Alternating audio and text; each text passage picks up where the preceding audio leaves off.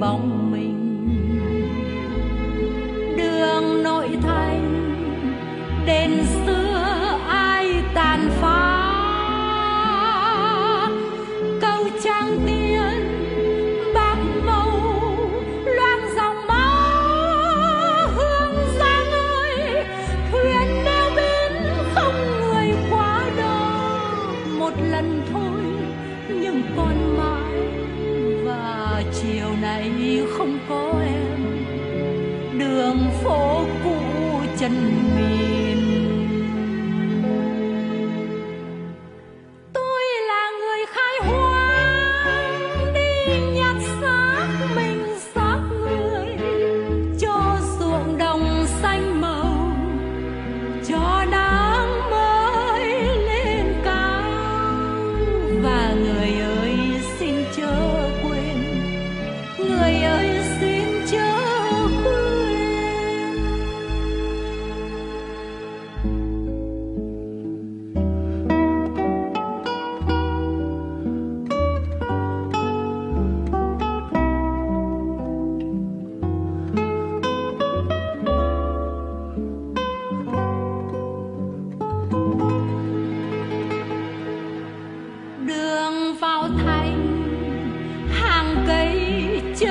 trụi lá. Đôi ngự binh thịt xương khô sườn đá. Kim Long ơi, bờ Long ngóng chuông chùa tắt rồi. Một lần thôi nhưng còn mãi, và chiều nay không có em. Đường phố trắng lên đèn.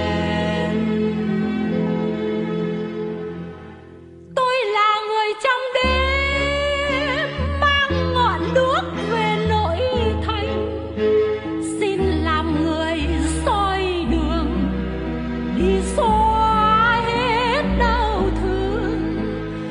Và người ơi xin chớ quên, người ơi xin chớ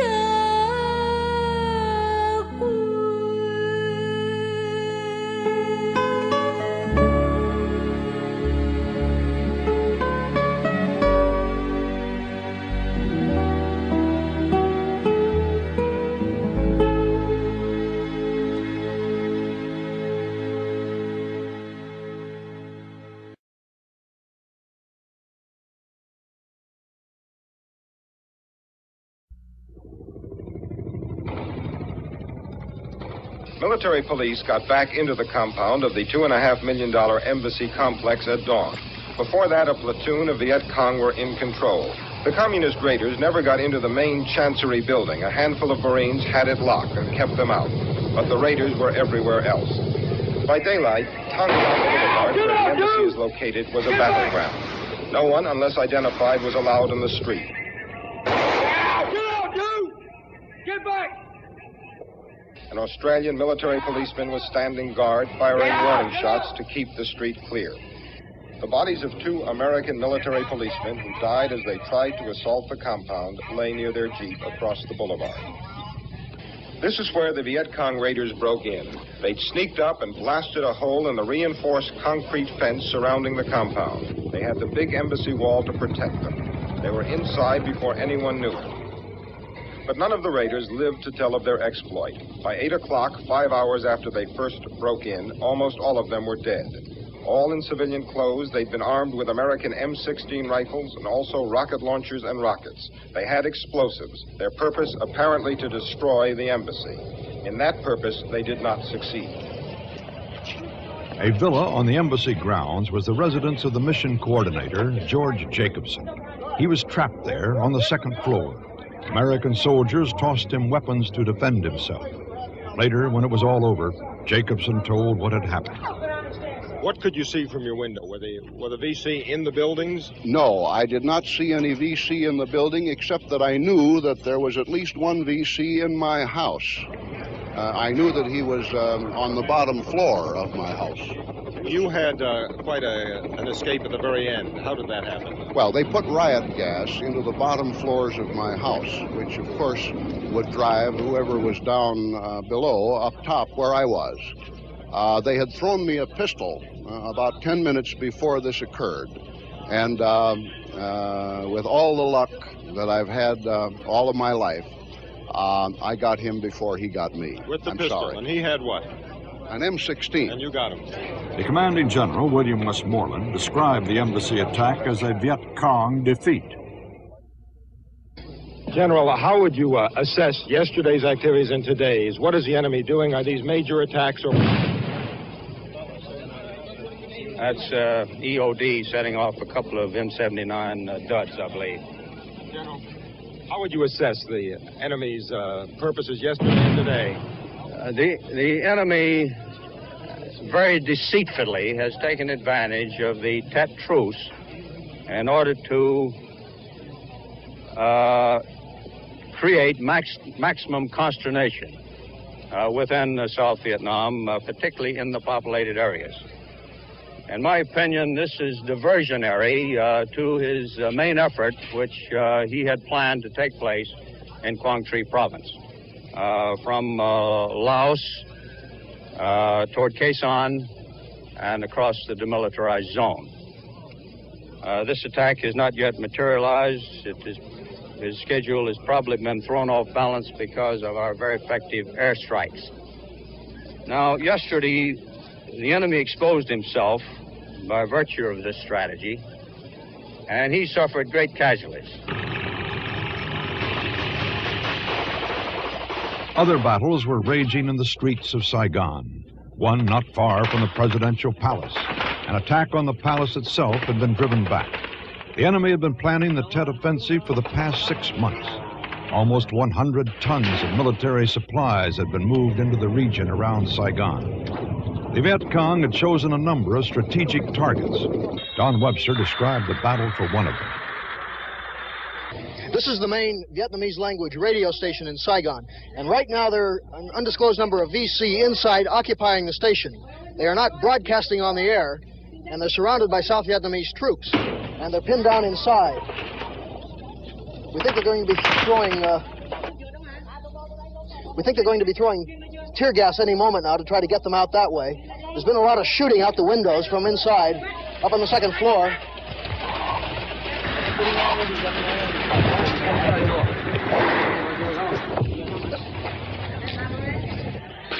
The attack on the radio station started at 2:30 in the morning. The Viet Cong pulled up in cars. They killed the guards outside and stormed the station. The suicide squad of Viet Cong apparently intended to blow up the station rather than just taking it over. The large packages carry plastique, more than enough to blow up the entire station, including the Viet Cong. Even now, 8 hours after the attack started, there are still a few Viet Cong hiding inside the station.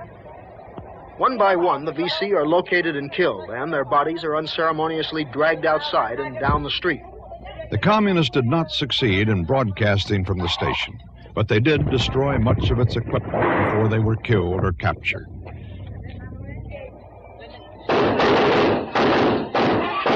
Five days after the combat began, the enemy was still fighting. George Severson described the battle in one of Saigon's slums.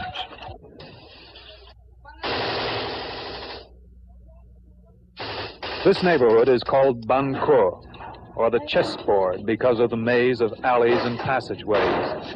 Its residents are mostly poor working people, and its slums are a refuge for Saigon's hoodlum and criminal elements. A Southeast Asian version of the Lower East Side or the Algerian Casbah. Vietnamese Rangers and Marines moved carefully, blasting buildings and possible Viet Cong hiding places before moving ahead. This was the first time heavy fighting has taken place in Saigon proper. Until now, most of it has been in the Chinese section of Cho Lon and in the suburbs. The VC were difficult to dislodge. They obviously knew the section well and had built barricades in key spots. Often, the only way around them was to take to the roofs. The Rangers and Marines took casualties, mostly from hidden snipers. The enemy was nowhere and everywhere.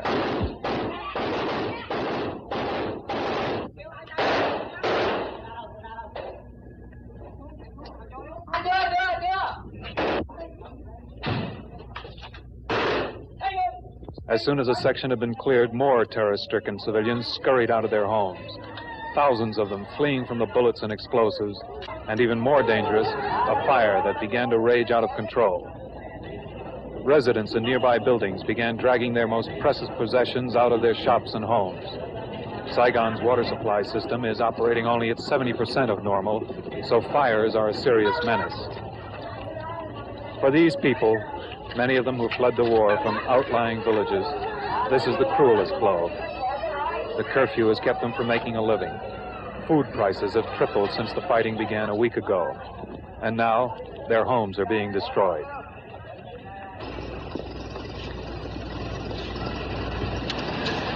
The fighting is taking place around the Cho-Rei Hospital in Cholan, the Chinese section of the city. The most unnerving part of this kind of fighting is the possibility of snipers popping out of practically every doorway, every window. They're equipped with rifles, machine guns, and rocket launchers. How long have you been fighting in Saigon? It's broke out about 6-7 days ago. I've been fighting ever since then. You've been fighting out in the field, too? Right. Which do you prefer? Field. Why? I don't know. You can't find them around here. In the field, at least you can call in airstrikes or something if something happens. This is Saigon Hospital in downtown Saigon. It's been working overtime since the beginning of the Great Tet Offensive, and it's in hospitals like this all over the country that the real tragedy of the fighting can be seen. Over 3,000 wounded have been admitted to Saigon's 9 civilian hospitals. Cases like these, bullet and shrapnel wounds. More than 200 have died in the hospitals. No one knows how many have died without reaching them. Hardly a day has passed in this war without the death or wounding of innocent civilians. But up until now, this has been mainly in the countryside. Now the Viet Cong have carried the war into the cities, and there seems to be no place to hide from the bombs and the bullets. George Sievertson, CBS News, in Saigon.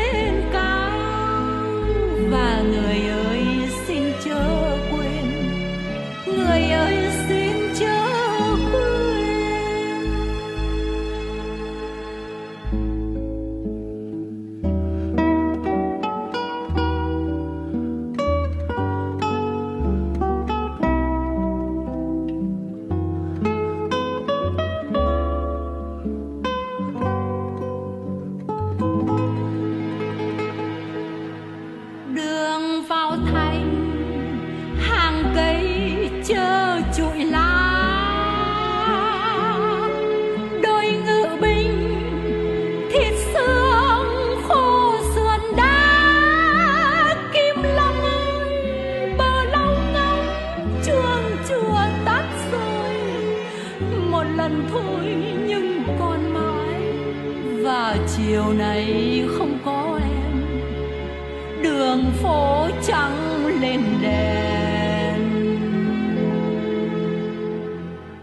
Tôi là người trong đêm mang ngọn đuốc về nội thành, xin làm người soi đường đi xóa hết đau thương.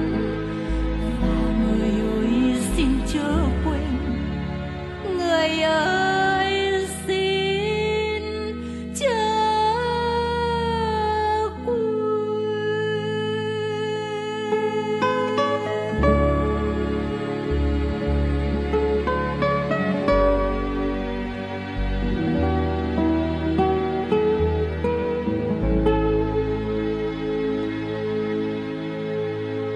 A truckload of refugees goes up in smoke.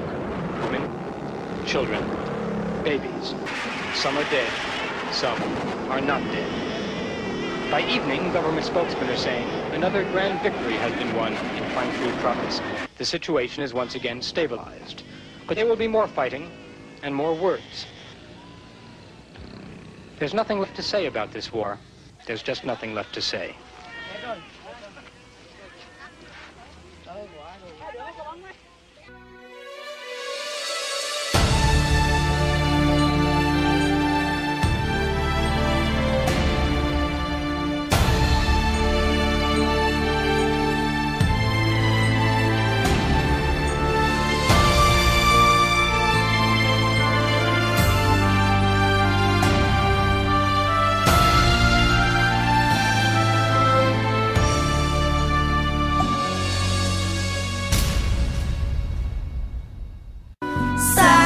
Nào là em tôi dưới hố hầm này, trong những vùng lửa cháy, bên những vòng ngô khoai.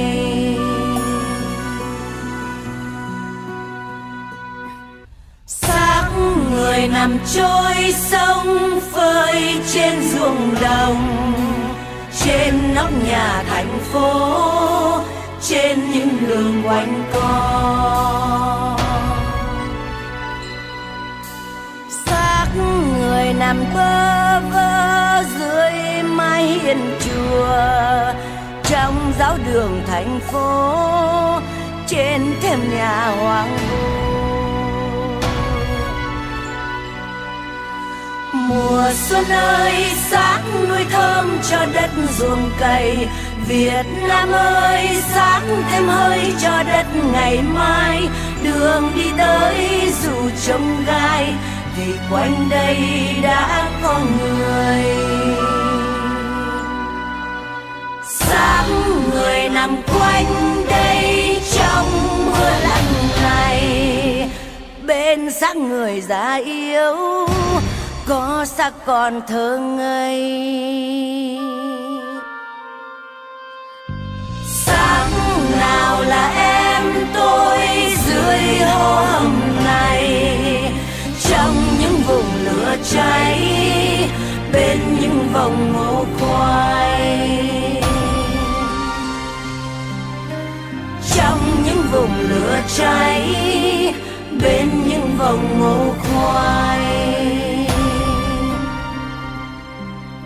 Xác nào là em tôi dưới hố hầm này.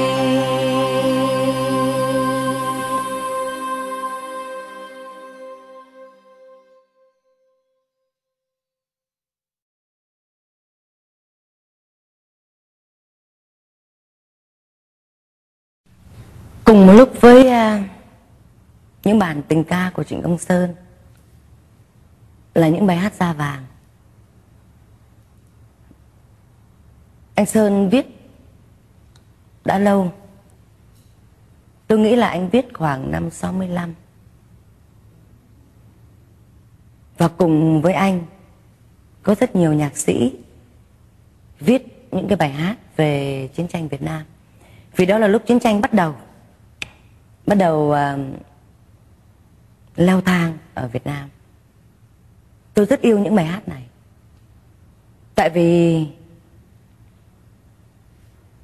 tôi cũng ở trong cái tâm trạng đó. Tôi cũng có người yêu là lính. Và người yêu tôi cũng chết trong trận chiến. Dĩ nhiên là cái chết của một người mình yêu thương nó gây cho mình một cái sự đau đớn xúc động không bao giờ nguôi cả.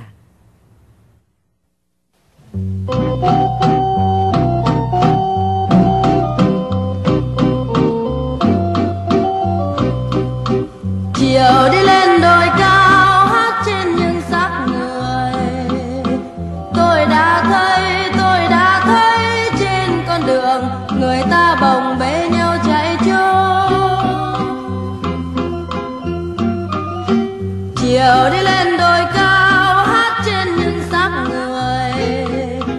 Tôi đã thấy bên khu vườn một người mẹ ôm xác đứa con. Mẹ vô tay gieo mừng xác con, mẹ vô tay hoan hô hòa bình. Người vỗ tay cho thêm nhịp nhàng, người vỗ tay cho đều gian nan. Chiều đi qua bài dâu hát trên những xác người. Tôi đã thấy trên con đường người cha già ôm con lạnh giá. Chiều đi qua bài dâu hát trên những xác người. Tôi đã thấy những hô hầm đã chôn vùi thân xác anh em. Mẹ vô tay gieo mừng chiến tranh, chỉ vô tay hoan hô hòa bình. Người vỗ tay cho thêm thù hằn, người vỗ tay xa dần ăn năn.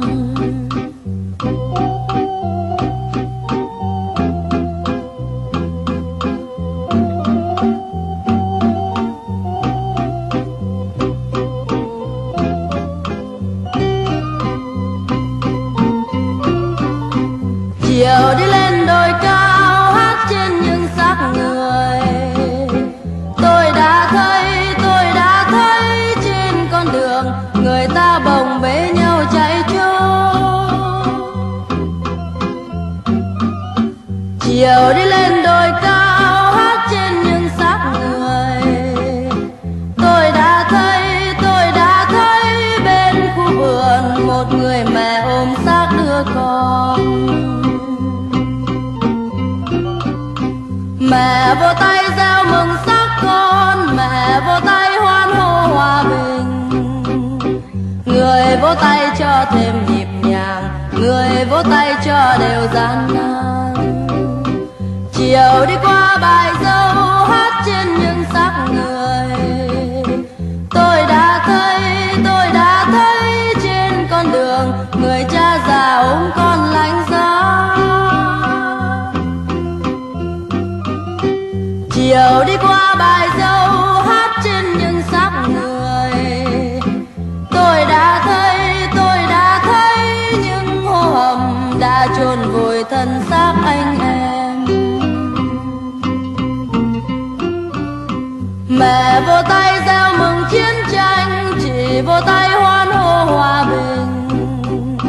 Người vỗ tay cho thêm thù hằn, người vỗ tay xa dần ăn năn.